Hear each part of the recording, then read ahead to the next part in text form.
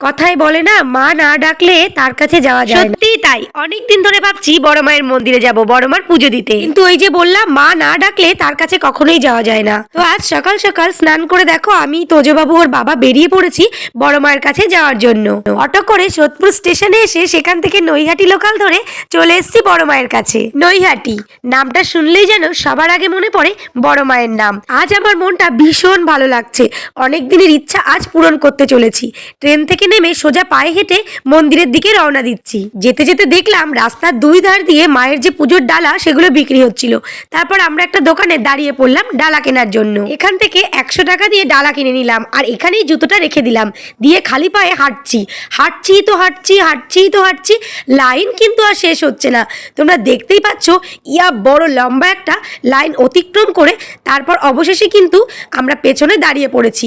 আর জানো তো বন্ধুরা, আজ ছিল মঙ্গলবার, সেই কারণে ভিড়টা একটু বেশিই ছিল। আর মায়ের বাড়িতে শনিবার মঙ্গলবার এলেই বেশি ভালো লাগে। লাইনে দাঁড়িয়ে থাকাকালীন একজন সাধু এসেছিলেন, তোজো তাকে পয়সা দিয়ে দিল। তারপর অনেকটা হেঁটে আসার পর দেখো এখনো তোমাদেরকে দেখাই আমাদের পেছনে ঠিক কতটা লম্বা লাইন পড়ে গেছে। বেশিক্ষণ নয়, মাত্র 1 ঘন্টা লাইন টানার পর আমরা চলে এসেছি বড় মায়ের মন্দিরে। ঠিক আগে পড়ে ত্রিনাথ ঠাকুরের মন্দির, সেই মন্দিরের সামনে। এখানেও ত্রিনাথ ঠাকুরকে দর্শন করিয়ে দিলাম। তারপরেই দেখো বড় মায়ের মন্দির, আর অল্প একটুখানি তারপরেই আমরা পৌঁছে যাব বড় মায়ের কাছে। আর জানো তো বন্ধুরা, এখানে ফটো তোলা নিষিদ্ধ ছিল, তাই ক্যামেরা ভেতরে একদমই অন করতে দেয়নি। তোমাদের সঙ্গে বড় মায়ের মুখটা শেয়ার করতে পারলাম না। ভক্তি ভরে পুজো দিয়ে মায়ের কাছে অনেকক্ষণ মন ভরে প্রার্থনা করে নিলাম। তারপর দেখো আমরা চলে এসেছি গঙ্গার ঘাটের কাছে। এখান থেকে নিয়ে নেব গঙ্গার জল। দেখতেই পাচ্ছ এমনিতেই গঙ্গার পাড়ে এলে কেন জানি না আমার মনটা ভীষণ ভালো হয়ে যায়। পুজো দিয়ে অনেকটা ভালো লাগছে, তাই এখানে দেখো আমি আর তোজবাবু গঙ্গার পাড় দিয়ে ঘুরে বেড়াচ্ছি। সে শীত বলো আর গরম বলো, গঙ্গার কাছে এলে মনটা অদ্ভুত একটা শান্তি লাগে। তারপর বর্মশার কাছ থেকে ড্রামটা চেয়ে নিয়ে আমি গুটি গুটি পায়ে গঙ্গার ঘাটের কাছে পৌঁছে গেলাম। এবার এখানে দাঁড়িয়ে দাঁড়িয়ে ভাবছি কিভাবে জল নেব, কারণ কি সামনেটা অনেকটা ঘোলাটে। তারপর অনেকক্ষণ গঙ্গার ঘাটে দাঁড়িয়ে দাঁড়িয়ে অনেকক্ষণ ভাবনা চিন্তা করার পর একজন লোকের কাছ থেকে জলটা নিলাম। সে তার বিনিময়ে 10 টাকা নিল। ওখান থেকে জল নিয়ে তোমাদের দাদাভাই খেয়ে নিয়েছিল চা, আর আমরা খেয়েছিলাম কচুরি। সেটা আর তোমাদের সঙ্গে শেয়ার করা হয়নি। তারপরে স্টেশনে এসে খেয়েছিলাম ঘুগনি।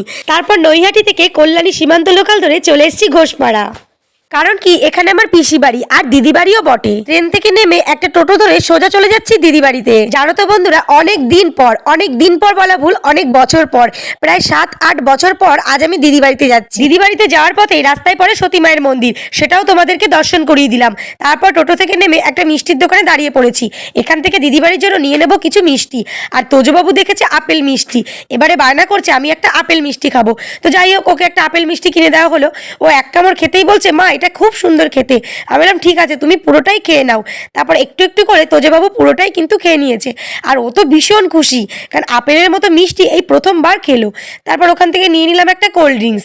তো কোল্ড ড্রিঙ্কস আর মিষ্টি নিয়ে সোজা চলে এসেছি দিদি বাড়িতে। এই পাচ্ছ দিদি বাড়িতে এসে আমি ড্রেসপত্র চেঞ্জ করে একদম ফ্রেশ হয়ে নিয়েছি, আর এখানে তোমাদের দাদাভাই ঘুমাচ্ছে, আর তোজবাবু তো খেলায় ব্যস্ত। জানো তো বন্ধুরা, আমার বিয়ের পর এই প্রথম দিদি বাড়িতে এলাম, আর এসেছিলাম বিয়ের আগে। আর তোজবাবু ওই প্রথম এলো, আর ওকে আমি চুপচুপ কেন বলছিলাম ওর বাবা ঘুমাচ্ছে সেই কারণে। আর এসে দেখি দিদি এখানে রান্না করেছে মাংস, যার গন্ধটা কিন্তু দুর্দান্ত বেরিয়েছিল, তাই তোমাদের সঙ্গে একটু শেয়ার করে নিলাম। তো তারপর দেখো আমরা অনেকটা টাইম পর এখানে খেতে বসে পড়েছি। মেনুতে ছিল ভাত, বেগুন পোড়া, একটা পালং শাকের সবজি, আর এখানে যে ইলিশ মাছটা দেখতে পাচ্ছ এটা আমার পিসির হাতের ইলিশ ভাপা, পিসি রান্না করে দিয়ে গেছে, আর দিদি করেছে চিকেন। তো সব মিলিয়ে খাওয়া দাওয়া কিন্তু অনেকটাই করে ফেলেছিলাম। ভেবেছিলাম আজকে মায়ের পুজো দিয়ে আজকের দিনটা নিরামিষ খাবো, কিন্তু ওই যে বললাম বিয়ের পর সব পরিবারে প্রথমবার দিদি বাড়িতে এসেছি। দিদি কি নিরামিষ খাইয়ে ছাড়ে? এই হচ্ছে আমার দিদি, যে তোজবাবুর সঙ্গে গল্প করছে। এর আগেও তোমরা দিদিকে আমার ভিডিওতে দেখেছো। আমরা খাচ্ছিলামই, ঠিক তখনই চলে এসছে সোহম বাবু, আমার দিদির ছেলে আর আমার আদরের বাবাই। ওকে আমি ছোট থেকেই বাবাই বলেই ডাকি। ওকে দেখে হয়তো তোমরা অনেকটাই বড় ভেবেছো, কিন্তু নাও, কিন্তু অনেকটাই ছোট, এরকম লম্বা হয়ে গেছে। তারপর দেখো খাওয়া দাওয়া করে আবারও তোজবাবু এখানে খেলতে বসে পড়েছে। মানে এত ভালো একটা জিনিস পেয়েছে যে খেলাধুলা ছেড়ে যেতেই চাইছে না বাড়িতে। আর আমরা ঠিক করেছি একটু পরই চলে যাব।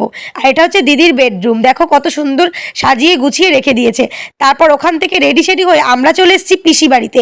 ওই যে তোমাদের প্রথমেই বললাম এইখানে আমার দিদি বাড়িও পিসি বাড়িও। তো পিসি বাড়িতে এসে তোজবাবু দেখো এই মুখোশটা নেবে, আর পিসি আর পিসেমশাই ব্যস্ত হয়ে পড়েছে মুখোশটা ভালো করে ঠিক করে ওকে দেওয়ার জন্য। আর ও তো এইটা পরে ভীষণ খুশি, আর আমার তো খুবই ভয় লাগছে। আর যেহেতু পিসি আর পিসেমশাই আমার তোজবাবুর দাদু আর দিদুন, তো নাতিকে পেয়ে ওরাও কিন্তু ভীষণ খুশি। মানে এইটা তো ওকে দেবেই, আর ও নেবে। নেবে। তারপর দেখো পিসেমশাই এখানে পেরে নিচ্ছে পেঁপে আমাদেরকে দেওয়ার জন্য, এগুলো নিজেদের গাছের পেঁপে। তারপর পেয়ারা দিয়েছিল, সেগুলোও কিন্তু পিসিদের গাছেরই পেয়ারা। আর এই দিকে জামাই এসছে বলে পিসি তাড়াতাড়ি করে ফল টল কেটে নিয়ে দিচ্ছে, যেহেতু দিদি বাড়ি থেকে আমরা খাওয়া দাওয়া করেই এসেছিলাম। তারপর সমস্ত সবজি ফল এগুলোকে ব্যাগের মধ্যে ঢুকিয়ে দিল। জানো তো বন্ধুরা, আমার পিসেমশাই টোটো আছে, তাই টোটো করে পিসেমশাই স্টেশনে ছেড়ে দিয়ে গেল। ওখান থেকে ট্রেনে করে সোজা চলে এসেছি সোদপুর। দেন দেখো এখন সোদপুর থেকে অটো ধরে সোজা বাড়িতে চলে যাচ্ছি। আর অনেকটা রাতও হয়ে গেছে। তো বাড়িতে এসে তোজবাবু দেখো ব্যস্ত হয়ে গেছে একটা ম্যাগাজিন নিয়ে। আর পিসি কি কি পাঠালো চলো দেখাই। এখানে দেখো বাতাবি লেবু দিয়েছে, পাকা পেঁপে দিয়েছে, আর এই লেবুগুলো কেনা, আর সাথে দিয়েছে হচ্ছে তোমার পেঁপে, কাঁচা পেঁপে আর পেয়ারা, আর শশা লেবুগুলো কিনে আনা হয়েছিল। তো চলো বন্ধুরা, আজকের ভিডিওটা এতটুকুই। ভালো লাগলে লাইক করো, কমেন্ট করো।